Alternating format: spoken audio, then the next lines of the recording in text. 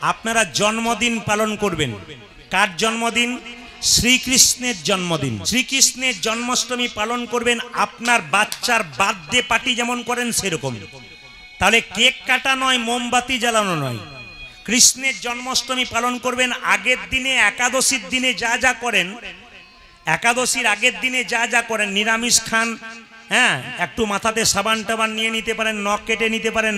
কিন্তু যেদিন কৃষ্ণের জন্ম সেদিন মায়েদের কাছে নিবেদন রইল, দাদা ভাইরা যারা পারবেন তারাও শুনে নিন। সকালবেলায় ঘুম থেকে উঠে বাড়ির সমস্ত কাজ করে প্রাতঃক্রিয়া করে আপনার সকালে স্নান টান করে কি করবেন, একটা নতুন বস্ত্র পরবেন। যদি নতুন বস্ত্র কারো না থাকে ধোয়া বস্ত্র পরবেন। ধোয়া বস্ত্র পরে বাড়িতে যদি গোপাল থাকে, গোপাল না থাকলে রাধাকৃষ্ণের মূর্তি যদি থাকে, আপনি পঞ্চগব্য দিয়ে স্নান করবেন। পঞ্চামৃত পঞ্চগব্য দিয়ে স্নান করাবেন। যদি না পারেন শুধু গঙ্গা জল দিয়ে স্নান করাবেন। যদি না পারেন তাহলে এরকম চাপা কলে জল দিয়ে স্নান করাবেন। ভগবানের ললাটে একটু তিলক এঁকে দেবেন, ভগবানকে একটু মোটুক পরিয়ে দেবেন। দোকান থেকে পারলে একটা রজনীগন্ধা ফুলের মালা দিয়ে দেবেন। যদি না পারেন তাহলে মালা আপনি গেঁথে দিতে পারেন, কোনো অসুবিধা নেই, তাতেও ভালো। তবে বলে রাখি, যেদিন শ্রীকৃষ্ণের জন্মাষ্টমী পালন করবেন মা, সেই দিন একাদশীর দিনে যা যা খান আপনি তাই খেতে পারেন। কি সাবু খেতে পারেন, কলা খেতে পারেন, একটা সবজি খেতে পারেন। কিন্তু মনে রাখতে হবে, ভগবান শ্রীকৃষ্ণ তালের বড়া খেতে খুব ভালোবাসে। তাই কৃষ্ণের জন্মাষ্টমীর দিনে যদি কোনো মা ভক্তি ভরে কৃষ্ণকে তালের বড়া দিতে পারে, কৃষ্ণ কিন্তু খুব খুশি হয়।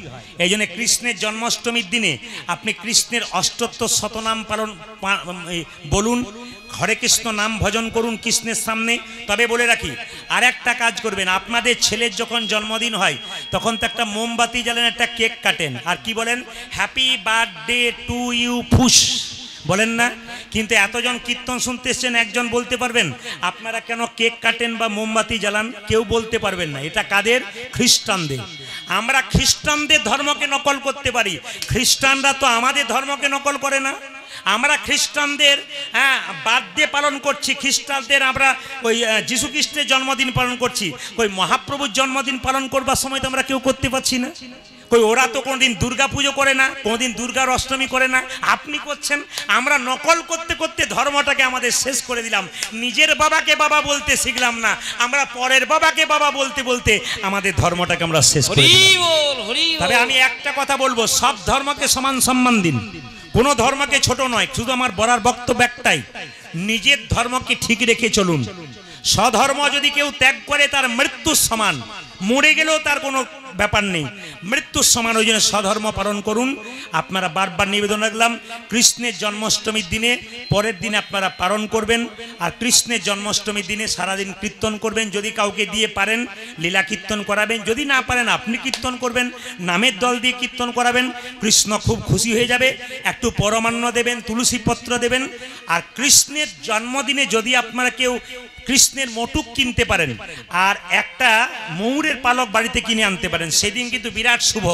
যদি আপনাদের সম্ভব হয় কৃষ্ণের একটা মোটুক কিংবা কৃষ্ণের একটা বস্ত্র গোপালের যদি বাজার থেকে ছোট্ট করে কিনতে পারেন আর ময়ূরের পালক সেদিন বাড়িতে আনতে পারেন, তবে কৃষ্ণের জন্মাষ্টমীর দিনটা কিন্তু আপনাদের পক্ষে খুব শুভ হবে। আজকের রাত্রিটা কেউ যদি জাগতে পারে তার সারা জীবন গোবিন্দের কৃপা তার হবে। এই জন্য আজকের রাত্রিটা আপনারা ভগবানের চরণে দেবেন, একবারে মন নিবেশ করে। মায়েরা দেখবেন কই কই একটা ফুলের মালা গাঁথছিল রামচন্দ্রের গলায় পরাবে বলে। যখনই রামচন্দ্রের গলায় পরাবে বলে মালাটা গাঁথছিল, পেছন থেকে একজন মেয়ে কই কই কানে একটা মন্ত্র দিল, এ কই কই মালা কার জন্যে গাঁথছিস? বলে কেন? রাম রাজা হবে, রামের গলায় পরাবো বলে। সঙ্গে সঙ্গে কই কইকে সেই মেয়েটি বলে উঠল, রাম রাজা হলো তাতে তোর কি গেল? কৌশল্যা হবে রাজমাতা, তুই তো ভিখারিনী হবি। তখন কই কই বলে উঠলো, তাহলে উপায় কি? এক কাজ কর। বলে কি? কালকে সকালবেলায় রাজা দশরথের কাছে দুটো বর পাওনা ছিল, চেয়ে নে। কি? এক বরে রামচন্দ্রের 14 বছরের বনবাস, আর এক বরে পুত্র ভরতের সিংহাসন লাভ।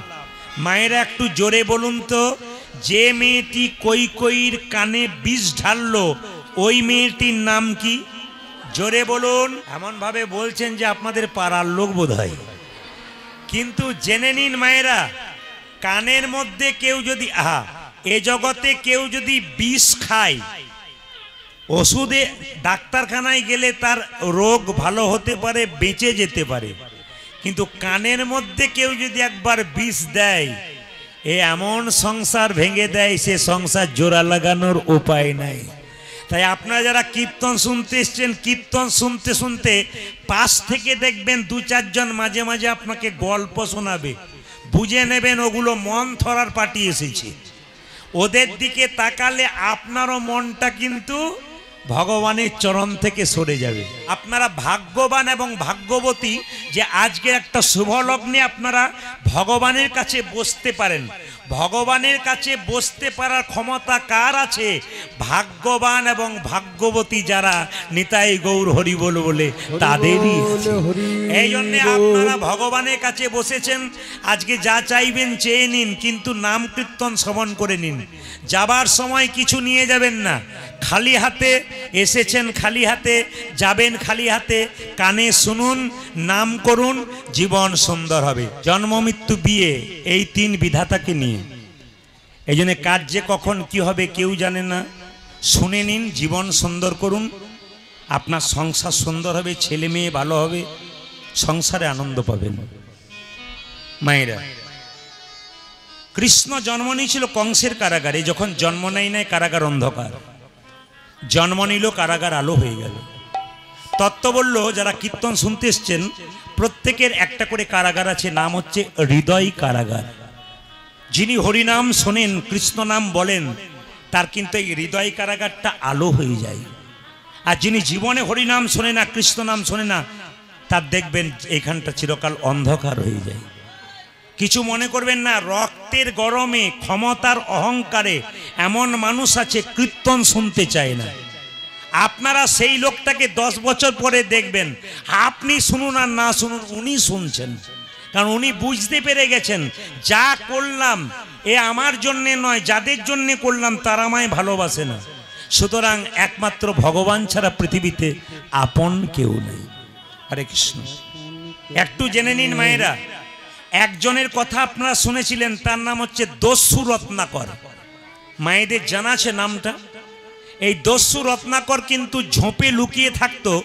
রাস্তা দিয়ে মুনি ঋষি বা যারা বিভিন্ন জায়গাতে ওই ভ্রমণে যেত তাদেরকে ধরতো আর বলতো, যা আছে দিয়ে দাও। কেড়ে নিয়ে নিত, চুরি ডাকাতি করে বাড়ি নিয়ে যেত, স্ত্রীকে খাওয়াতো, বাবা মাকে খাওয়াতো, ছেলেকে খাওয়াতো। একদিন নারদ মুনির পাল্লায় পড়ে গেছে। তা নারদ মুনি রাস্তায় যেতে যেতে দস্যু রত্নাকর তাকে ধরে, এই যে এই যে এই যে ও মুনিবর, কি আছে দাও। তখন বললো, বাবা আমি তো মুনি মানুষ, আমার কাছে কিছু নাই। গোটা শরীরটা যখন দেখলো পরীক্ষা করে কিছু নাই, বললো তাহলে এক কাজ করো। দস্যু রত্নাকরকে নারদ মুনি বলল, আমি এমন একটা সম্পদ তোমাকে দেবো, তোমাকে চিরকাল চুরি করতে হবে না, বসে বসে খাবে। বলছে কি সম্পদ দেবে? বলছে সম্পদটা দেবার আগে একটা শর্ত আছে। বলে কি?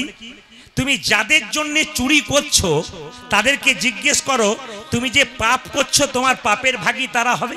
হরে কৃষ্ণ। তুমি যে চুরি করছো পাপের ভাগী তারা হবে? ও মায়েরা, এখানে যারা কীর্তন শুনছেন, অন্যায় ভাবে যারা টাকা রোজগার করছেন, লোক ঠকাচ্ছেন, তারা আমার কথাগুলো কান দিয়ে শুনবেন। কেন? বিচার করে দেখবেন, আপনি করছেন, ভোগ করবেন আপনি, যাদের জন্য করছেন তারা ভোগ করবে না, প্রমাণ দিয়ে দিয়েছে শাস্ত্র। হরে কৃষ্ণ। কারো কথায় কান না দিয়ে শুনে নিন। দস্যু রত্নাকরকে নারদ মুনি বলল, তুমি যে চুরি ডাকাতি করছো তোমার স্ত্রী খায়? বলে হ্যাঁ। তোমার বাবা মা খায়? বলে হ্যাঁ। তাহলে তুমি যে পাপ করছো তোমার বাবা মা নিশ্চয়ই ভাগ নেবে? বলে কেন নেবে না? তোমার স্ত্রী নেবে? বলে কেন নেবে না? বলে এক কাজ করো, গিয়ে জিজ্ঞেস করে এসো। তখন দস্যু রত্নাকর বলছে, তুমি আমাকে বোকা পেয়ে গেছো? বলে কেন? আমি চলে যাব জিজ্ঞেস করতে, সেই ফাঁকে তুমি পালিয়ে যাবে? বলে তুমি আমাকে বেঁধে রেখে যাও গাছে, এদিকে তা গাছে বেঁধে দিয়ে চলে গেছে লতা পাতা দিয়ে, তাকাবেন আমার দিকে, লতা পাতা দিয়ে বেঁধে দিয়ে চলে গেছে। গিয়ে তার বাবা মাকে যে, এই যে দস্যু রত্নাকর বলছে, বাবা এই যে আমি চুরি করে আনছি তুমি খাচ্ছ, মা তুমি খাচ্ছ, আমার যে পাপ হচ্ছে তুমি ভাগ নেবে না? বাবা মা বলল, তুই যখন ছোট ছিলি তখন আমি যে রোজগার করেছিলাম তার জন্য যদি কোনো পাপ হয়ে থাকে তুই কেন ভোগ করবি, আমি ভোগ করব। আজকে আমরা বুড়ো হয়েছি, তুই বড় হয়েছিস, তুই কোথা থেকে রোজগার করবি, কি করবি, পাপের পয়সা না কি সেটা আমরা দেখব না, কিন্তু ভোগ করবি তুই, আমরা কেন ভাগ নেব? স্ত্রীকে জিজ্ঞেস করলো তুমি নেবে না? না। বলে কেন? শাস্ত্রে লেখা আছে সহধর্মিনী সহপাপিনী, লেখা নাই। তুমি ধর্ম করলে তোমার অর্ধেকটা পেতাম, কিন্তু তুমি পাপ করেছো, তোমার আমি অর্ধেক পাবো না। যারা কীর্তন শুনতে বসছেন, যত জুড়ে যত কাছে, অন্যায়ভাবে যদি আপনি কোনো টাকা রোজগার করে সংসারে আনছেন, তবে জেনে নিন ভোগ কিন্তু আপনি করবেন, আপনার পরিবার কিন্তু করবে না। এই জন্য আপনাদের বারবার করে বললাম সাবধান হন, নইলে ভবিষ্যতে ঠকবেন। কেন? রক্তের গরমে যেটা করছেন পরে কিন্তু আপনি ঠকবেন। ওই জন্য মায়েরা আপনাদের কাছে নিবেদন রইল, স্বয়ং মহাপ্রভু প্রত্যেকটা জীবের দ্বারে জীবকে বললেন একমাত্র নাম নাও। প্রত্যেকটা জীবের দ্বারে নাম নেবার জন্য নিতাই চাঁদ যাকে দেখছে তাকে বলছে যে দাদা, মহাপ্রভু বলছে দাদা যাকে দেখবে তাকে হরি নাম দেবে। কিভাবে? নয়নে দেখিবে জারি কৃষ্ণ নামে দেবে দাদা, নয়নে দেখিবে জারি কৃষ্ণ নামে দেবে। কীর্তন না হয়ে যদি যাত্রা নাটক হতো, মাঝে একটা কমিটি বাঁশের বেড়া দিত। কেন? একদিকে নারী একদিকে পুরুষ, ওখানে কামের ব্যাপার আছে, এখানে প্রেমের ব্যাপার আছে। ওখানে যদি আপনি ড্যান্স হাঙ্গামা শুনতে যান আর পাশে যদি কেউ বসে জোর করে, আপনি তখন তাকে, কিন্তু হরিনাম শুনতে এসছেন, যদি কেউ পাশে জায়গা পায় না টেনে তাকে ঢুকিয়ে নিয়েছেন। কেন বলুন তো? এটা হচ্ছে প্রেমের জায়গা, কামের জায়গা নয়। এটা কে করেছে? মহাপ্রভু। আচ্ছা আচ্ছা, নিতাই চাঁদ বলছে যাকে দেখবো তাকে হরিনাম দেবো, যদি না নেয় দাদা প্রথমে ধরিবে হাতি, যদি না চাই নাম দাদা প্রথমে ধরিবে হাতি, যদি না চাই না। মন দিয়ে শুনবেন, খুব দামি দামি কথা। পঞ্চপাণ্ডবের নাম কি? যুধিষ্ঠির, ভীম, অর্জুন, নকুল, সহদেব। এই যে পঞ্চপাণ্ডবের দাদার নাম কি মা? যুধিষ্ঠির, ভীম, অর্জুন, নকুল, সহদেব। তারা একদিন রাস্তা দিয়ে পেরোচ্ছে, পাঁচজন পাঁচ রাস্তায় যাচ্ছে। যুধিষ্ঠির মহারাজ গেল যেদিকে, হঠাৎ দেখতে পেল একটা হাতি। মায়েরা হাতিটা দেখতে পেল তো মনে মনে ভাবছে এমন হাতি আমি বাপের কালে দেখি নাই। তার মানে হাতি আপনারাও দেখেছেন মায়েরা, কেমন হয় বলুন তো? এইটুকুটুকু নাকি নাকি বলছে? হ্যাঁ, আমি যেই না বলেছি এইটুকুটুকু, দুই চারজন মানে উনি ভাবছেন যা বলছেন তাই শুনবো। ও মায়েরা, হাতি দেখতে পেল, হাতির কান আছে, চোখ আছে, পা আছে, কিন্তু হাতির দুটো মুখ দেখতে পেল, সুর। ছুটে এলো। ভীম যে রাস্তায় যাচ্ছে ও আবার দেখতে পেল একটা নদীতে একটা মৃতদেহ ভেসে আসছে, মরা জন্তু। ওর ওপরে একটা পাখি বসে বসে ঠুকরে ঠুকরে খাচ্ছে। ওই পাখিটার গায়ে আবার হরে কৃষ্ণ নাম লেখা। চমকে গেল যে পাখিটার ডানাতে হরে কৃষ্ণ নাম লেখা, ও নর্দমাতে, আহা, ও কেন ওই পচা জন্তুটাতে খাচ্ছে, ঠুকরাচ্ছে কেন? যারা কৃষ্ণ ভক্ত হয় তারা তো পচা জিনিস খায় না, অখাদ্য কুখাদ্য খায় না, এ কেন খাচ্ছে? আবার অর্জুন যখন যাচ্ছে ও আবার দেখতে পেল একটা গাভী বাচ্চা প্রসব করলো, বাছুর। তো গাভীটা চাটতে চাটতে বাছুরটা শরীরটাকে চেটে চেটে রক্ত বের করে হঠাৎ বাছুরটা মায়ের সামনে মরে গেল। চমকে গেল। আবার যখন নকুল যাচ্ছে ও আবার দেখতে পেল যে 6টা গর্ত, তার মধ্যে 2টো গর্ত ফাঁকা আর 4টে গর্ততে জল। তা মনে মনে ভাবছে 4টে গর্ততে জল আর 2টো গর্ততে ফাঁকা কেন? আবার সহদেব যখন, আমি কিন্তু জিজ্ঞেস করবো কে কি দেখলো, দেখবো কেমন আপনাদের মাথাতে ঢুকেছে, মন দিয়ে শুনবেন। আবার যখন সহদেব যাচ্ছে তখন দেখতে পেল মায়েরা একটা বিরাট বড় পাহাড় থেকে একটা বিরাট বড় পাথর গড়গড় করে পড়ছে। পড়তে পড়তে হঠাৎ একটা ঘাসের ডগায় আটকে গেল। তা ভগবান কৃষ্ণকে কাছে পেয়ে ভগবান কৃষ্ণকে কাছে পেয়ে যুধিষ্ঠির মহারাজ জিজ্ঞেস করছে, আচ্ছা কৃষ্ণ কিছু মনে করো না, আমরা 5 ভাই 5টা আশ্চর্য জিনিস দেখলাম, দাপর শেষ কলি আসছে, এটা কেন দেখলাম? বলে কি দেখলে? হাতি দেখলাম, সবই রয়েছে, 2টো সুর রয়েছে, 2টো মুখ রয়েছে, কেন? ভগবান কৃষ্ণ বলল, যুধিষ্ঠির মহারাজ ও হচ্ছে কলি, কলির মানুষের 2টো করে মুখ হবে। অনেকে আবার দেখছে আমার 2টো মুখ হয়ে গেল নাকি? না না, 2টো মুখ কথা বলুন তো, সামনে একটা পেছনে একটা। একটু প্রমাণ দিয়ে দিই, একটু মন দিয়ে শুনবেন সবাই। স্ত্রীকে তার স্বামী বলছে, সবিতা তুমি আমার কবিতা, তোমার মতো সুন্দর আর কেউ হয় না। তখন মেয়েটি কি করছে, ও আয়নাতে গিয়ে ভালো করে দেখছে, তাহলে আমাকে সুন্দর বলেছে, আর পেছন থেকে স্বামী ভাবছে তুমি যতক্ষণ না মরছো পাশের বাড়ির মেয়েটাকে আমি ঢোকাতে পারছি না। তার মানে সামনে একটি কথা আর পেছনে আরেকটি কথা, মানে কলিযুগের মানুষের দুটো মুখ। রামবাবুর সঙ্গে শ্যামবাবুর দেখা, ও শ্যামবাবু ভালো আছেন? বলে হ্যাঁ খুব ভালো, আপনি? বলে আমিও ভালো। হঠাৎ শ্যামবাবু মনে মনে ভাবছে তুমি যতক্ষণ না মরছো তোমার পাশের জায়গাটা আমার হচ্ছে না। তার মানে কি বলুন তো, সামনে একটা মুখ দেখবেন, আপনি কিছু মনে করবেন, অনেক মানুষ দেখবেন আপনার সামনে খুব বড়াই করবে, পেছনে গিয়ে বলবে কিচ্ছু জানে না, একবার খুব বদমাইশ লোক। মানে এই যে কলির আপনাদের হুগলি জেলাতে নাই, অন্য জেলার জন্য বললাম আর কি। মায়েরা বলছে এখানেও আছে, মানে মিলিয়ে দেখুন আপনারা। আবার ভীম যখন যাচ্ছে ও কি দেখলো মায়েরা? ভীম কি দেখেছে জোরে বলবেন? একটি মরা দেহ জন্তু, তার উপরে একটা পাখি বসে বসে ঠুকরে ঠুকরে খাচ্ছে, তার ডানাতে কৃষ্ণ নাম লেখা। কৃষ্ণ বলল ওটাও কলি প্রমাণ দিচ্ছে। বলে কেন না, কলিযুগে যত সাধু হবে বেশিরভাগ সাধুর গায়ে হরি নামের নামাবলী থাকবে, হরে কৃষ্ণ নাম করবে, কিন্তু খবর নিয়ে দেখবে কোথাও চুরি করেছে, ডাকাতি করেছে, 10-12টা মার্ডার করেছে, তারপর দেখবে সাধু সেজে বসে আছে। তাহলে প্রশ্ন করবেন প্রদীপ বাবু, কাল থেকে বাড়িতে সাধু এলে প্রণাম করব না? মহাপ্রভু বলল যে কোনো সাধু বৈষ্ণব দেখলে তাকে 3 বার প্রণাম করো। একবার করলে হয় না, 3 বার কেন? বলে 3 বার করো এই জন্যে, ওই সাধুটি যে গেরুয়া বস্ত্র পরেছে ত্যাগের প্রতীক, সাধু বাবাকে নয় ত্যাগের প্রতীক গেরুয়া বস্ত্রকে একটা প্রণাম দাও। দ্বিতীয় প্রণাম কেন দেবে? আমরা যারা সংসারের বাইরে একদিনের বেশি 2 দিন থাকতে পারি না, সংসারী মানুষ, ঘর যাবার জন্য ছটফট করি, ওই সাধুটি এতদিন ধরে সংসার ত্যাগ করেছে, এই ত্যাগের জন্য একটা প্রণাম দাও। আর তৃতীয় প্রণাম কেন দেবে?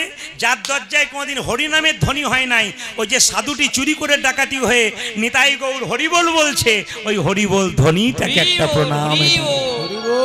মহাপ্রভুর শিক্ষাগুলো দেখুন কেমন, এই দিকে তাকাবেন।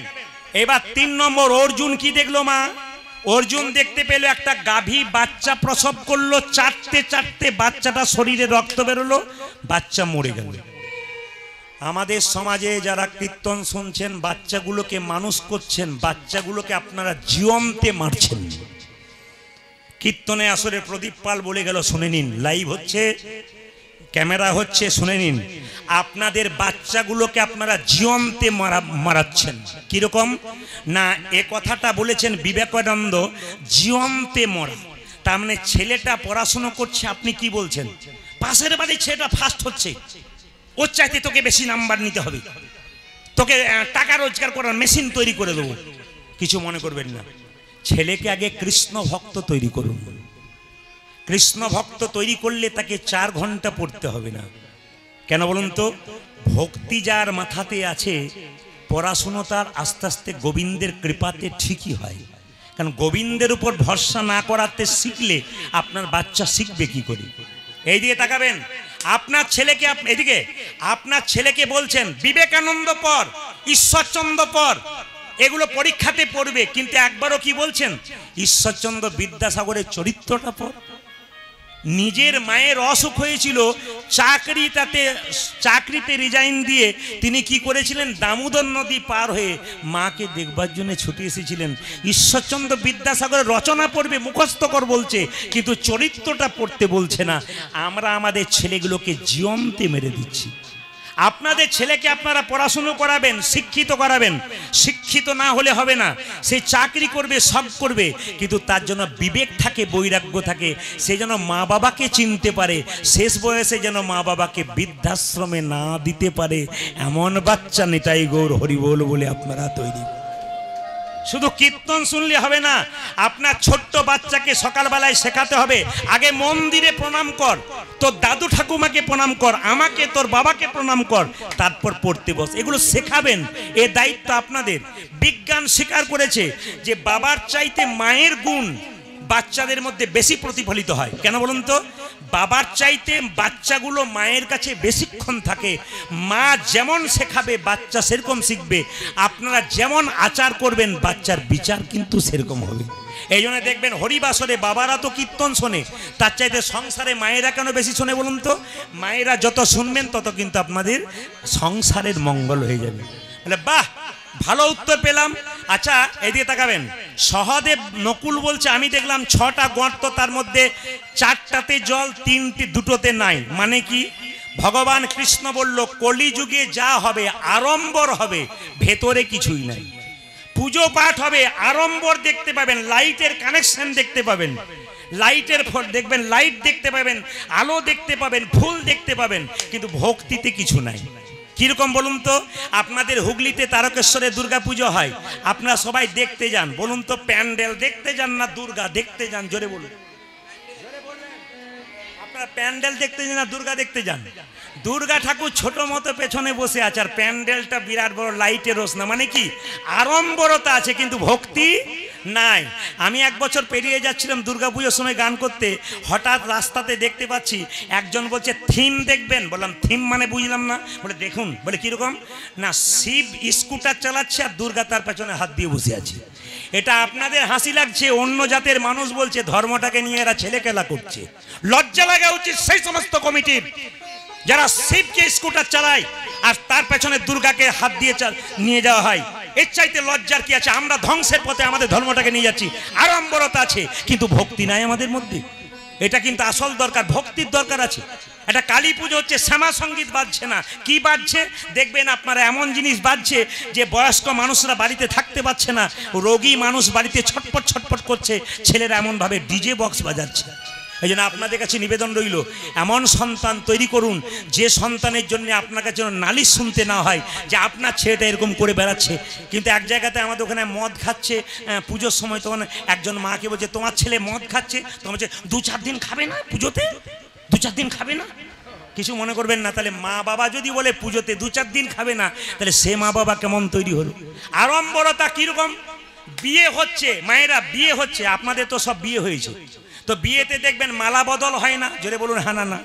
তো দেখবেন মালা বদল হয়, একটা কাপড় ঢাকা দেওয়া হয়, স্বামী স্ত্রীর গলায় মালা পরাচ্ছে, স্ত্রী স্বামীর গলায় মালা পরাচ্ছে, তখন একটা শুভ যোগ মানে শুভ লগ্ন মানে শুভক্ষণ, চোখাচোখি হচ্ছে, চোখে চোখে মিলন হচ্ছে। তখন দেখবেন পেছন থেকে একজন ক্যামেরাম্যান বলছে এই দিকে তাকান, ও দৃষ্টি, শুভ দৃষ্টিটা কার দিকে হলো? স্বামীর দিকে না ক্যামেরাম্যানের দিকে? ওই জন্য তো বিয়ে হবার পর অনেক মেয়েরা দেখবেন খালি কীর্তনের আসলে 2-4 জনকে দেখতে পাচ্ছি আমি, হরিনাম আমার হচ্ছে পেছন দিকে। কিছু মনে করবেন না, আসলে আড়ম্বরতা আছে কিন্তু ভক্তিটা নাই। এবার লাস্ট শুনে রাখুন, শেষটা। সহদেব বলল আমি দেখতে পেলাম বিরাট বড় পাহাড় থেকে একটা পাথর পড়ছে, গড়গড়িয়ে একটা বাড়ি ভেঙে দেবে, গাছ ভেঙে দেবে, কিন্তু একটা ঘাসের ডগায় আটকে গেল কেন? কৃষ্ণ বলল কলিযুগে কোনো মানুষ যদি অজান্তে রক্তের অহংকারে বিরাট পাপের পাহাড় করে দিয়েছে, সে যদি খাইতে শুইতে একটু ঘাসের মতো কৃষ্ণ নাম করতে পারে, তাহলে পাহাড় সমান পাপ তার কৃষ্ণ নামের দ্বারাই আটকে যাবে। নেতাই গৌর। এই জন্য আমি আপনাদের বলে যাই, যারা কৃষ্ণ নাম করেন নাই, অভিমান করেছেন, পাপ করেছেন, যদি খাইতে শুইতে মহাপ্রভুর কথায় হরিনাম করতে পারেন, আপনাদের অনেক পাপ দূর হবে। দেখবেন কসাইখানা যাবেন দাদা ভাইরা, ছাগল কাটছে যেখানে, একটা ছাগলকে কেটে চামড়া ছাড়িয়ে ঝুলিয়ে দিয়ে এবার মাংসগুলো কাটছে, আর পাশে বসে একটা ছাগল দিব্যি কাঁঠাল পাতা চিবোচ্ছে। ও ভাবতে পারছে না যে এরপরে আমার লাইন আছে। আমাদের ওই ছাগলের মতো অবস্থা হয়েছে, যে মরে যাচ্ছে সে কিন্তু মরে নাই, আমাদের জানিয়ে দিয়ে যাচ্ছে আমাকে দেখে শেখো, আমি যেমন চললাম নিতাই গৌর হরিবল বলে তোমাকেও একদিনই চলে যেতে হবে। এই শিক্ষাটা তিনি দিচ্ছেন, আমরা নিতে পাচ্ছি না। একটু মন দিয়ে শুনবেন। আজকের যে লীলাটি কালীয় দমন লীলা, জেনে নিন। মায়েরা, সাপের ওপরে ভগবান শ্রীকৃষ্ণ নেচেছিল। সাপ তো আপনারা দেখেছেন, সাপের জিভ কাটা না গোটা? জোরে বলুন। একবার কাছে গিয়ে হাত দিয়ে দেখবেন কি হয়, কি হয়, কাটা না গোটা? আচ্ছা, আপনাদের মনে প্রশ্ন জাগে না সাপের জিভ কাটা হলো কেন? গরুর পাখির নাম শুনেছেন? জোরে বলবেন হ্যাঁ না না? এই গরুর পাখি তার মায়ের দাসিত্ব মোচনের জন্য স্বর্গ থেকে অমৃত এনে বৃন্দাবনের কদম গাছের উপরে কলসিটা রেখেছিল। এখন অনেকে মনে মনে ভাবছিল তাহলে যদি একটুখানি অমৃত ঘাসে পড়ে যায়, চেটে চেটে গেলে অমর হয়ে যাব, অমৃতে গেলে অমর হয়। সাপগুলো ভাবছে তাহলে একটু অমৃত পড়েছে, চেটে চেটে দেখি যদি আমরা খেতে পারি তাহলে অমর হয়ে যাব, আর আমাদের মৃত্যু হবে না। কিন্তু চাটতে চাটতে যে ঘাসগুলোতে চাটছিল তার নাম এরকা ঘাস, ওই চাটতে চাটতে ওই ঘাসের ডগাতে জীব দু টুকরো হয়ে গেল। তখন থেকে সাপেদের জীব, জোরে বলুন, দু টুকরো। কৃষ্ণ কালিয়নাগকে দমন করেছিলেন। এই কালিয়নাগ পূর্বজন্মে কে ছিল? রাজা চন্দ্রধ্বজ। তিনি কেন সাপ হলেন মা? বৈষ্ণবের অভিশাপ। মায়েরা, অভিশাপ কারো কোনদিন কুড়িয়ে নেবেন না। চন্দ্রধ্বজ রাজার পেটে একবার যন্ত্রণা হচ্ছিল, কোনো মতে ভালো হচ্ছিল না। একজন বলল, রাজা তোমার পেটের যন্ত্রণা ভালো হবে, একটা উপায় আছে। কি উপায়? না, আপনি যে রাজবাড়িতে বাস করছেন ধীরে, তার পূর্ব দিকে একটা সরোবর আছে, ওই সরোবর একটা রাজহাঁস খেলা করছে, ওকে ধরে এনে তার পিত্তটা খেতে পারলে তোমার পেটের যন্ত্রণা ভালো হয়ে যাবে। রাজা কি করলো? রাজহাঁসকে ধরে আনলো, হত্যা করতে যাচ্ছে। রাজহাঁস কেঁদে কেঁদে বলল, আমাকে নামের একটা উপায় বলবো? যে সরোবর থেকে ধরে আনলে তার উত্তর দিকে এক মুনি বসে আছে, বৈষ্ণব। ওই মুনির চরণ ধোয়া জল পান করলে তোমার পেটের যন্ত্রণা ভালো হবে। মায়েরা, রাজা বলে কথা সোনার পাত্র নিয়ে গিয়ে মুনিকে বলল, তোমার চরণ ধোয়া জল দাও, ডান পাটা দাও। ডান পা দিল পুঁজ রক্ত, ছি, এই জল পান করতে পারবো না। বাঁ পাটা বাড়িয়ে দাও, দেখলো কি পুঁজ রক্ত তো নয়, পোকা কিলবিল করছে, ছি, এই জল পান করতে পারবো না। কিন্তু রাজা চন্দ্রধ্বজ একটা ভালো কাজ করেছিল, কি জানেন? বৈষ্ণবের চরণ ধোয়া জল মাথায় করে বাড়ি এনেছিল। তার দুজন স্ত্রী ছিল, বলল, স্বামী, বৈষ্ণবের চরণ ধোয়া জল তুমি পান করতে পারলে না, আমাদের দাও। স্বামীর মঙ্গলের জন্য স্ত্রী কি না করতে পারে, দাও, আমাদের দাও। দুজন স্ত্রী যখন পান করেছে, ওই মুনি ছুটে এসে বলল, রাজা, তুমি আমার চরণ ধোয়া জলকে অপমান করলে, আমি তোমার অভিশাপ দিলাম, তুমি যদি খল প্রবৃত্তি করেছো, তোমার সাপ কুলে জন্ম হোক। কেঁদে কেঁদে বলল, হে মুনিবর, অভিশাপ যদি দিলে আমায় সাপে কুলে জন্ম হোক। সাপে কুলে জন্ম আশীর্বাদ দাও যেন তোমার চরণ আমার মাথাতে পায়। তোমার চরণ যেন আমার মাথাতে পায়। বৈষ্ণবের আশীর্বাদ। তুমি যেহেতু চরণ ধোয়া জল মাথায় করে নিয়েছো বৈষ্ণবের, তোমার মাথাতে একদিন কৃষ্ণের নৃত্য হবে। ওই জন্য কালিয়ানাগের মাথায় সাপ নৃত্য করলো। আপনারা যদি কেউ বৃন্দাবন যান, কদম্ব বৃক্ষটা এখনো দেখতে পাবেন। অনেকটা দূরে কালিদহ হ্রদ আছে, সেই কালিদহ হ্রদে কালিয়ানাগ বাস করতেন। পদকর্তা বলছে কিভাবে বাস করছেন জানেন? কালিন্দির একদহি কালিনাগো। আপনাদের হুগলি জেলাতে অনেক পুকুর আছে, পদ্ম ফুল আছে কিনা জানি না। যে পুকুরে পদ্ম ফুল আছে, এখন একটা সাপ আছে মায়েরা, ওই সাপটার নাম পদ্মনাগ। অনেক জায়গাতে পদ্ম ফুল তুলতে গেলে পদ্মনাগের সাপের কামড়ে ওখানেই মানুষ মরে গেছে। তাহলে যে পুকুরে পদ্ম ফুল থাকে সেই জলটা বিষ হয় না, কিন্তু কালিয়ানাগ যেখানে থাকে সেই জলটা বিষ হলো কেন? আসলে কৃষ্ণ কুরুক্ষেত্রের যুদ্ধে ভগবানকে বলেছিল, প্রভু তুমি তো সবাইকে সবকিছু দিলে, আমাকে দাও, কি এখান থেকে উদ্ধার করো। ভগবান কোনো কথা শুনলো না। কালিয়ানাগ মনে মনে ভাবলো, তোমার সঙ্গে যখন শত্রুতা করে প্রেম করে তোমাকে পেলাম না, তোমার সঙ্গে শত্রুতা আরম্ভ করব। এমন বিষ ঢালতে শুরু করব, এই পথ দিয়ে কোনো পশু পাখি পেরিয়ে গেলে ছটপট ছটপট করে মরবে, আর মরবার আগে তোমার নাম করতে করতে মরবে। আর এখানে তুমি যখন তোমার নাম করবে, তুমি ছুটে আসবে, আমাকে কোথাও যেতে হবে না, এইখানে বসে আমি তোমার চরণ লাভ করে দেবো। ভগবান কি গরু চড়াতো? আস্তে এইদিকে তাকাবেন। ভগবান কি গরু চড়াতো? গো চারণ, গো মানে ইন্দ্রিয়, চারণ মানে চারণা। তিনি দেখতেন আমার ভক্তকে কোথায় কষ্ট দিচ্ছে। মায়ের একটা কথা জেনে নিন, যে যেখানে বসে আছেন, কৃষ্ণকে কেউ যদি ডাকতে পারে, বিপদকালে কৃষ্ণ তাকে রক্ষা করে। কিরকম বলুন তো? গাভীর যখন বাছুর হয়, বাছুরটা যদি দড়ি ছিঁড়ে চলে যায়, গাভীকে ধরে রাখতে পারবেন? জোরে বলুন হ্যাঁ না। গাভী কি করবে? দড়ি ছিঁড়ে বাছুরটার পেছনে ছুটবে। কেন? যদি বাছুরটা খালে পড়ে যায়, বিলে পড়ে যায়, কেউ কেড়ে নিয়ে চলে যায়। এই জন্য গাভী যেমন পাগলের মতো ছোটে, কোনো কৃষ্ণ ভক্ত যদি হা গোবিন্দ বলে রাস্তা দিয়ে পাগলের মতো যায়, ভগবান তার পেছন পেছন গাভীর মতো নিতাই গৌর হরি বল করে যায়। এই জন্য সবার কাছে নিবেদন রইল, বাবা এইদিকে, এই যে গালে হাত দিয়ে আছেন কেন? একজন দেয় নাই, 4-5 জন দিয়েছে। কৃষ্ণের ছবি দেখেছেন, গালে হাত দেখেছেন? জোরে বলুন হ্যাঁ না। কৃষ্ণের ছবি দেখেছেন, গালে হাত দেখেছেন? জোরে বলবেন। তাহলে যে জগৎ সংসার চালায় তার গালে হাত নাই, আপনার গালে হাত কেন? এই যে ভাবছো বসে চলবে কিসে, ভাবছো বসে কাল চলবে কিসে, তুমি ভাববার কে? ভাবছো বসে চলবে কিসে, তুমি ভাববার কে? যিনি ভাববার তিনি ভাবছেন, তুমি ভাবো তাকে। এই জন্য মায়েরা, যদি আপনারা ভগবানকে ভাবেন, তা এখন টাকা পয়সা দেবার কারো দরকার নেই, কীর্তন চলাকালীন ডিস্টার্ব হয়, যারা দিলেন তারা ভালো করলেন, পরবর্তীতে কেউ আসবেন না, আমি বারবার বলবো, শেষে দেবেন। হরে কৃষ্ণ। এদিকে তাকাবেন। তুমি ভাববার কে? ভগবানের কথা আপনি ভাবুন, ভগবান আপনার কথা ভাববে। মালিকের কথা আপনি ভাবুন, মালিক আপনার কথা ভাববে। ভগবান বলছে, মা আমাকে সাজিয়ে দাও। কি করবি? আমি গোষ্ঠে যাব। কিভাবে সাজাবো? আর তুই গোষ্ঠে গিয়ে কি করবি? মাগোই আমি চরাবো বাছুর,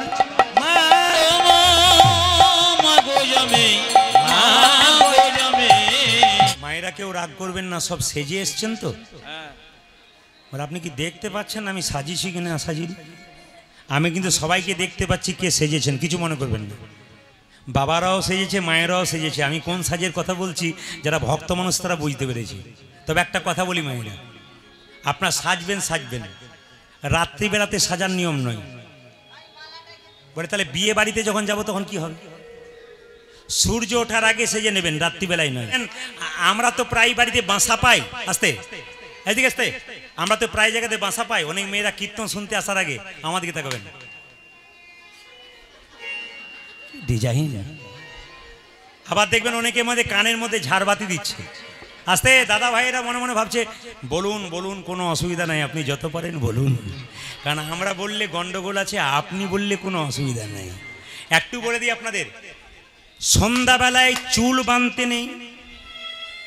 এ কিন্তু প্রাচীন লোকের কথা শুধু তা নয়, শাস্ত্রের কথাও বটে। সন্ধ্যাবেলাতে চুল বাঁধতে নেই, সূর্য ওঠার আগে যা করবেন। মন্দির, কতগুলো নীতি কথা বলে যায়। এদিকে মন্দিরে ঢুকবেন, ঢোকার সময় ঘন্টা বাজাবেন, বেরোবার সময় ঘন্টা বাজানোর নিয়ম নয়। মন্দিরে ঢুকবেন, ঢোকার সময় ঘন্টা বাজাবেন। তারকেশ্বরে বাবার মন্দিরে যাচ্ছেন, ঢুকছেন ঘন্টা বাজাবেন, বেরোবার সময় নয়। আপনি ধূপ জ্বালাচ্ছেন, আসতে, আপনি ধূপ জ্বালাচ্ছেন, ধূপ কিন্তু ফু দিয়ে নেভাবেন না। অনেকে ধূপ দেবেন ফু দিয়ে নেবে না, ধূপ হাত দিয়ে নেভাবেন, অন্য জিনিস দিয়ে নেভাবেন, কিন্তু ফু দিয়ে নেভাবেন না, এঁটো হয়ে গেল কিন্তু। এই জন্য আমি যাক, আজকে যত রাত্রি গান করব তত আমার পার্টি আসবে। আর এরা ভালোবাসাতে দিচ্ছে, আমি বুঝতে পারছি, খুব ভালোবাসে আমায়, খুব ভালোবাসে, সত্যি খুব ভালোবাসে। হুগলি জেলার মানুষ শুধু নয়, হুগলি জেলার মানুষ তো ভালোবাসে। আপনি হয়তো জানবেন না, আমি বিদেশে এবছর যাবার আমার কথা ছিল, কিন্তু আমি ঘরে, আমার অনেকে বলে না ব্যাঙ্গালোর থেকে ডাক্তার আসছে, বলে না, যার ব্যাঙ্গালোরে চলে না সে তো এখানে আসে না, কি বলছেন? এই জন্য ঘরেই সময় দিতে পারছি না, জেলাগুলোতে, রাজ্যগুলোতে বাইরে যাবার মতো সময় হচ্ছে না। আপনার আশীর্বাদ করুন, পরবর্তীতে যেন সময় দিতে পারি। যদি বলুন রাধা রানী কি, শ্যাম সুন্দর কি। আচ্ছা বাবা, কিছু মনে করবেন না, আমাদের তাকান। তো যে সাজের কথা বললাম সেই সাজ নয়। তবে মায়েদেরকে একটা কথা বলি, আগেকার মেয়েদের দেখবেন, যখন শ্বশুর মশাই মেয়ে দেখতে যেত তখন কি বলতো? মা, এই যে এই যে এই যে মা, তোমার চুলগুলো একবার খুলে দেখাও তো। এখন একবার গিয়ে বলে দেখবেন কি হয়, কি হয় দেখবেন, খালি খালি বলেন তোমার চুলগুলো খুলে দেখাও। এখন কিছু মনে করবেন না, দাদা ভাইরা সব দেখতে পাচ্ছেন, আগে পিঠ পর্যন্ত চুল ছিল, কাটতে কাটতে U cut, bob cut, V cut, D cut, গোষ্ঠীর পিন্ডি কাট, এই কাট করতে করতে শেষে শেষে নেড়া কাট হয়ে যাবে নাকি, আমি সেই ভাবছি। মানে কোন জায়গাতে আমরা পৌঁছাচ্ছি, মানে কত লজ্জার জায়গায় পৌঁছাচ্ছি, একটু চিন্তা করবেন আপনারা। এইদিকে তাকাবেন। আমি আপনাদের সম্মান দিয়ে একটি কথা বলে রাখি, মেয়েদের চুল হচ্ছে শোভা, সেই শোভাযুক্ত চুলগুলোকে আপনারা নষ্ট করবেন না মা। এমনভাবে চুল রাখবেন যেন আপনার বাড়িতে যারা বয়োজ্যেষ্ঠ মানুষ আছে আপনাকে দেখে যেন একটু মানে আপনি তাদের সম্মান দিতে পারেন, আপনি তার সামনে দাঁড়াতে পারেন, যেন লজ্জায় তাদের মাথাটা নিচে নেমে না যায়, এটা আপনারা করবেন। এই জন্য আপনাদের বইরা কি সাজবেন, আপনারা একটু তিলক নেবেন। তিলক আপনারা কেউ নেন নাই, কিন্তু প্রশ্ন করবেন, প্রদীপবাবু তিলক নিলে কি ভক্ত হওয়া যায়? আমি আপনাদেরকে পরিষ্কার করে জানাবো, তিলক মালা নেওয়ার দরকার নেই যদি আপনি মান সম্মান না রাখতে পারেন, কিন্তু শাস্ত্র বলল তিলক নিতে পারেন আপনি।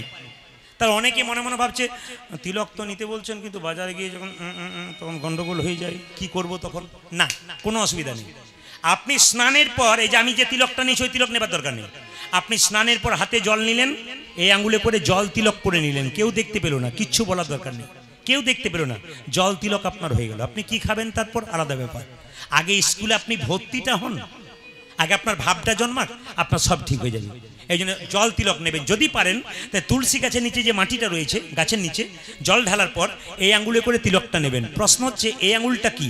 সবাই জানেন এটা বৃদ্ধাঙ্গুষ্ঠী, এটা তর্জনী, এটা মধ্যমা, এটা অনামিকা, এটা কি কনিষ্ঠা। এই আঙ্গুলে করে কেন আপনারা নেবেন মায়েরা? বাতাসা দেবেন এই আঙ্গুলে টাচ করে, তুলসী পাতা দেবেন ভগবানকে এই আঙ্গুলে টাচ করে, যা দেবেন ভগবানকে এই আঙ্গুলটা যেন টাচ থাকে। কেন বলুন তো? গুরু মন্ত্র নেবার সময় কোন আঙ্গুল থেকে আরম্ভ করেন? জোরে বলুন। এই আঙ্গুল থেকে আরম্ভ করে। এটা কার আঙ্গুল বলুন তো? এটা ভগবান বিষ্ণুর আঙ্গুল। এই জন্য দেখবেন যে কোনো কাজ করবেন আপনারা, তিলক নিন, যা করুন না কেন, আপনার কিন্তু এই আঙ্গুলটা টাচ করতে হবে। এটা ভগবান কৃষ্ণের আঙ্গুল, এটাকে কিন্তু আপনাদের মাথায় রাখতে হবে। এই জন্য বারবার নিবেদন রাখলাম, কিছু কিছু কাজ আপনারা সাজবেন। তো বলে রাখি, মালা আপনারা যারা নিয়েছেন, সোনার মালা পরেছেন যারা, তাদের জন্য বলবো না, তবে একটা কথা বলে রাখি, আপনারা কিন্তু তিলক মালা নেবার চেষ্টা করবেন, মালা যদি পারেন। আর যদি মালা সম্মান রক্ষা করতে না পারেন, তাহলে আপনি কিন্তু মালা নেবার দরকার নেই, আপনি কৃষ্ণ ভজন করুন। কেন বলুন তো? দেখবেন যারা ইস্কন মন্দিরে যারা ভক্ত হয়েছেন, দেখবেন ইস্কন মন্দিরে যারা গুরুদেব মন্ত্র দেয়, তারা সহজে মন্ত্র দেয় না। কখন দেয় বলুন তো? 1 বছর হরে কৃষ্ণ নাম করতে বলে, তারপর গুরু মন্ত্র দেয়। কেন? জমি, এখানে যারা চাষিবাসী মানুষ আছে, জমি উর্বর না হলে বীজ ফেললে গাছই হবে না, আগে জমি উর্বর করো। আপনারা কি ভাবছেন কৃষ্ণ নাম করা যায় না? না, গুরু মন্ত্র না নিলে আপনি কৃষ্ণ নাম করবেন। কারণ হরে কৃষ্ণ মহামন্ত্র ভজন করুন, তারপর আপনার কানে মন্ত্র দেবে গুরু। তা আপনি ভাবছেন গুরু কানে মন্ত্র দিয়ে গেল মানে আপনার সব হয়ে গেল, তা নয়।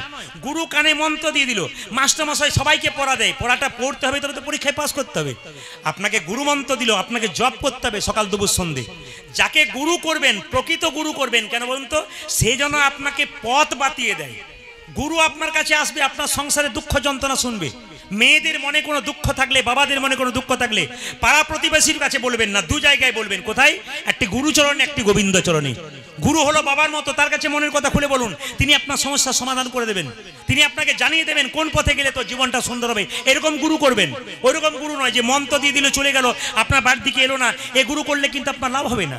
এই জন্য গুরুর কাছে আপনি এখন তো ফোনের মাধ্যমে আপনি জিজ্ঞেস করতে পারেন, আমার জীবনে এই সমস্যা হচ্ছে, একটু বলুন। যিনি প্রকৃত গুরু তিনি কিন্তু সমস্যার সমাধান করে দেবেন। ওই জন্য মা, ভগবান শ্রীকৃষ্ণ বলছে, মা আমায় সাজিয়ে দাও। কি করবি? কিভাবে সাজাবো? অমাক কাজ করো, তিলক দিয়ে দাও। অলক্কা তিলক্কা ভালে, বনমালা দে মা গলে। সকাল দুপুর সন্ধে 3টে আলোচনা করবেন, আপনার জীবন সুন্দর হবে। আলোচনাগুলো কি কি? চাণক্য পণ্ডিত বলেছে, আমাকে কেউ রাগ করবেন না আমার উপরে। চাণক্য পণ্ডিত বলেছে সকালবেলায় নারী প্রসঙ্গ আলোচনা করো, মেয়েদের নিয়ে আলোচনা করো, নারী প্রসঙ্গাত। আর দুপুর বেলায় জুয়া খেলা নিয়ে আলোচনা করো, জুয়া, দুতক্রিয়া। আর রাত্রিবেলায় চোরকে নিয়ে আলোচনা করো। এইদিকে এইদিকে যারা এখানে মহাজন আছেন, জ্ঞানীজন আছেন, বহু কীর্তন শোনেন, তারা কিন্তু বুঝতে পেরে গেছেন। চাণক্যদেব বলছে সকালবেলায় নারী প্রসঙ্গ আলোচনা করো। তো অনেক দাদা ভাই বলছে দোকান যাবার সময় নেই, আবার মেয়েদের সম্বন্ধে আলোচনা করবো কি? কিন্তু তত্ত্ব আছে এর ভেতরে। নারকেল দেখেছেন, ওপরটা শক্ত, ভেতরে শ্বাস জল আছে, এর ভেতরে তত্ত্ব আছে। সকালবেলায় নারী প্রসঙ্গ আলোচনা করো, দুপুরবেলায় দুতক্রিয়া মানে কি? জুয়া খেলা নিয়ে আলোচনা করো। আর সন্ধ্যাবেলায় কি আলোচনা করবে? চোর ও প্রসঙ্গাত মানে চোরের কথা আলোচনা করবে। তত্ত্ব কি? এখানে চাণক্য পণ্ডিত বুঝে সকালবেলায় নারী প্রসঙ্গ মানে কি? রামায়ণের সর্বশ্রেষ্ঠ নারীকে, জোরে বলুন, জোরে বলুন, যে ঘুমাচ্ছে সে বলুন, হ্যাঁ কে বলুন? সীতা। তা সকালবেলাতে রামায়ণ পড়ো। আমি সব দাদার কাছে নিবেদন রাখবো, আপনি দেশের নাগরিক, সকালবেলায় দেখবেন অনেক বাড়িতে দেখি ধর্মকর্ম নাই, 1 কাপ চা খাচ্ছে আর পেপারটাকে হাতে নিয়ে কটা নারী ধর্ষণ হয়েছে, কোথায় কটা মার্ডার হয়েছে, এই কাহিনী ঘুম থেকে উঠে শুনছে, মানে মনের মধ্যে ওটা দাগ কাটছে। কিন্তু সকালবেলায় বলছে চাণক্যদেব নারী প্রসঙ্গ মানে কি? সীতার চরিত্র পড়ো। মায়েরা আপনার সীতার চরিত্র পড়ুন, রামায়ণ পড়ুন, ওটা বিবেকানন্দ বলেছেন। আবার দ্বিতীয় দুপুরবেলায় দুতক্রিয়া মানে কি বলুন? জুয়া খেলা কোন শাস্ত্রে আছে? জোরে বলুন, দুতক্রিয়া কোথায় আছে? হ্যাঁ, মহাভারতে আছে। ওই জন্য দুপুরবেলায় স্নান করে একটু মহাভারত গীতা পড়ো, ভাগবত গীতা পড়ো। আর সন্ধ্যাবেলায় চোর ও প্রসঙ্গাত মানে সন্ধ্যাবেলাতে চোরের নিয়ে আলোচনা করো। চোরকে আপনারা কৃষ্ণকে খুঁজে পেলেন আর কাউকে পেলেন না। চোরকে বলুন তো? কৃষ্ণ। একটু মন দিয়ে শুনবেন, এই জগতে কোনো চোর যদি কোনো বাড়ি চুরি করে, কিছু নিয়ে যায় কিছু রেখে যায়, কিন্তু গোবিন্দ চোর যদি একবার কারোর হৃদয়ে ঘরে ঢুকিতে পারে, তাকে পথের কাঙ্গাল, তাকে পথের ভিখারি করে দেয় গো। শুনবেন মায়েরা, কৃষ্ণ হলো ইন্টারন্যাশনাল চোর। একবারে মজার কথা, কৃষ্ণের মতো চোর আর কেউ নাই। এই জগতে কেউ চুরি করলে কিছু নিয়ে যায় কিছু চলে যায় রেখে যায়, কিন্তু গোবিন্দ চোর যদি একবার কাউকে চুরি করে পথের কাঙ্গাল করে দেয়। আপনাদের হুগলিতে বলে কিনা জানে, আমাদের বীরভূমে বলে, কোনো ছেলে যদি বারবার মাকে কিছু চায় না, আবার দাও খাবো আবার দাও খাবো, তোর মা কি বলে, যার ছেলে যত খায় তার ছেলে তত লালাই, তুই বড় ছ্যাঁচড়া বটিস। মায়েরা বলেন এখানে, বলেন এই ছ্যাঁচড়া কথা কোথা থেকে এলো? ছয় চুর। ভগবান ছটা পদ্ধতিতে চুরি করতেন, কি কি গুনে নিন। বৃন্দাবনের প্রসিদ্ধ নবনীত চোরং, গুনবেন, অঙ্কতে কাঁচা আমি। বৃন্দাবনে নবনী চুরি করেছিল। রাধে কায় হৃদয়াস্য চুরং, রাধারানীর হৃদয় চুরি করেছিল। নবা শুদ্ধ শ্যামল কান্তিং চুরং, মেঘের রংটা নিজের গায়ে চুরি করেছিল। আর কি করেছিল? গোপীগণাং দুকুলস্য চুরং, গোপীদের বসন চুরি করেছিল। কটা হলো? চারটা। সাধু জনাম পাপ তাপ হরং, সাধুদের পাপ তাপ সব চুরি করে নেয়। আর পলাশিতাং সর্বস্ব চুরং, যে তোমার নাম লয় তাকে তুমি পথে, তাকে তুমি পথের ভিখারি করে দাও। বাবা, কৃষ্ণ ভক্ত যারা হয় পথের ভিখারি হয়। আচ্ছা বলুন তো, কৃষ্ণের বাড়িতে এত নবনী থাকতে ভগবান কৃষ্ণ কেন ব্রজগোপীর বাড়িতে ননি চুরি করত? কীর্তন শুনতে এসছেন, বুঝতে হবে আপনাদের। মহাপ্রভু বলেছে যত শুনবে তত লাভ হবে। শুনতে হবে আপনাদের। আপনারা যত শুনবেন জীবনে তত অভিজ্ঞতা হবে, আর যত শুনবেন তত কৃষ্ণ ভক্ত হয়ে যাবেন। শুধু আপনাদের হুগলি জেলাতে নয়, যারা আমার সঙ্গে যায়, ক্যামেরাম্যান আছে, প্রত্যেক জায়গায় দেখেছে এর চাইতো মানুষের ভিড় প্রত্যেক জায়গাতে। কেন? মানুষ কিছু পাবার জন্য ছুটে আসে। জেনে নিন, মন দিয়ে শুনবেন। কৃষ্ণ চোর এমন চোর, ভগবান কৃষ্ণের বাড়িতে ননি থাকা সত্ত্বেও ব্রজগোপীর বাড়িতে ননি চুরি করে কেন? ব্রজগোপীরা ননিটা যখন রাখে, তখন ননিটাকে রাখতে রাখতে বলে, হে গোবিন্দ, হে নবনী, তুমি যেন গোবিন্দ সেবায় লেগে যেতে পার। এইদিকে ভগবানের নামে যদি কোনো ভোগ নিবেদন করেন, তাহলে ভগবান কি না খেয়ে থাকতে পারে মা? এইদিকে তো ভগবান কেমন ইন্টারন্যাশনাল চোর দেখুন। নন্দরাজার স্ত্রী, তার নাম যশোমতী, বাড়িতে বসে আছে, আর ব্রজগোপীরা সব ছুটে গিয়ে, এই যশোদে, ছেলের দিকে নজর দিয়েছিস? দিবি তো ঘরে কাজ করছিস, ছেলেটার দিকে নজর দিয়েছিস? বলে কেন, কি করেছে? তোর ছেলে আমাদের ঘরে ননি চুরি করে। যশোমতী তখন বলছে, আমার ঘরে ননি খাবার মতো ছেলের এইটুকু পেট তোর ঘরে কি করে খাবে? তখন সঙ্গে সঙ্গে মেয়েরা বলে, চোরের মায়ের বড় গলা, একবার গিয়ে দেখ, আমাদের বাড়িতে সব ননি চুরি করে। যারা শুনবেন তারা মন দিয়ে শুনবেন। আমি আবার বলবো, পয়সা দিতে কেউ আসবেন না। ননি চুরি করে কেন করে মা? নবনীটা গোবিন্দ সেবায় লাগাবো বলে বলে। গোবিন্দ কিরকম চোর? যশোমতী বলছে, তোদের ঘরে যখন চুরি করতে যায় তোরা থাকিস কোথা? মায়েরা প্রশ্নগুলো দেখুন। তোদের বাড়িতে যখন চুরি করতে যায়, ব্রজগোপীকে নন্দরানী বলছে, চুরি তোরা থাকিস কোথা? তোর ছেলের কাণ্ড শুনলে চমকে যাবি। বলে কিরকম? আমরা বাড়ির কাজকর্ম করি, আমরা গোয়ালার মেয়ে, তো বাড়িতে গাভীও আছে বাছুর আছে। যদি 16টা গাভী আছে 16টা বাছুর আছে, তো বাছুরগুলোকে এক জায়গায় বাঁধি, গাভীগুলোকে এক জায়গায় বাঁধি। বাড়ির যখন কাজ করি তখন তোর গোপাল তো একা আসে না, অনেকগুলো ছেলেকে নিয়ে সঙ্গে করে আসে, আর নিয়ে এসে বাছুরের দড়িগুলো খুলে দেয়। আর বাছুরগুলো যখন গাভীর দুধগুলো খেতে যায়, তখন দুধ খেতে যায়, তখন আমরা দৌড়ে যেই না গাভীর বাছুরগুলোকে বাঁধতে যাই, সেই ফাঁকে তোর গোপাল ননি চুরি করে পালিয়ে যায়। শুনে নেবেন দামি কথাগুলো। ওই যে তোর গোপাল সেই ফাঁকে ননি চুরি করে চলে যায়। এক একটা করে গাভী বাঁধতে সময় অনেক লাগে, তখন বাছুর বাঁধতে সময় লাগে, তোর গোপাল তখন ঢুকে চুরি করে। বলছে এক কাজ করবি, যশোমতী বলছে, অন্ধকার ঘরে রেখে দিবি, ঢুকে আর খুঁজে পাবে না। তাহলে চলে আসবে আমার গোপাল। ব্রজগোপী বলছে তোর গোপাল যদি কারো অন্ধকার ঘরে একবার ঢুকতে পাই, তবে অন্ধকার ঘরে চিরকার আলো হয়ে যায়। হরি বল। কত সুন্দর কথাগুলো দেখুন। এ গোপালে যদি